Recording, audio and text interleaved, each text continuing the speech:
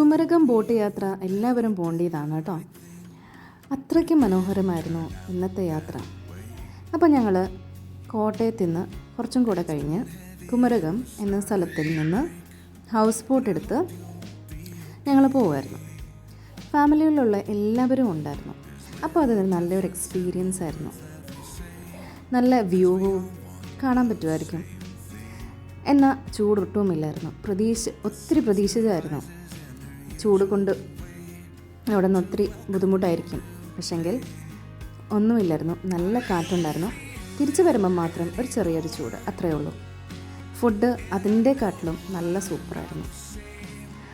അപ്പം all in all എല്ലാം നല്ല ഭംഗിയായിട്ട് നടന്നു. അവിടെ തന്നെ നല്ല ഫ്രഷ് ഫുഡ് നല്ല ചൂടോടെയാണ് നമ്മൾക്ക് സെർവ് ചെയ്ത് തരുന്നത്. കരിമീന് നല്ല ടേസ്റ്റായിരുന്നു.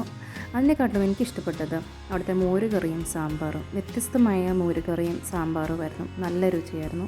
ഇതിൻ്റെ കൂടെ ചിക്കൻ കറി ഉണ്ടായിരുന്നു. ഞങ്ങൾ ഞണ്ട് ലൈവായിട്ട് നല്ല ഫ്രഷോടെ പിടിച്ചുകൊണ്ട് വന്ന് അവിടെ ഒരു സ്ഥലം ഉണ്ടായിരുന്നു, അവിടെ കിട്ടും. എന്നിട്ട് ഇവർ അത് എടുത്ത് കറി വെക്കും.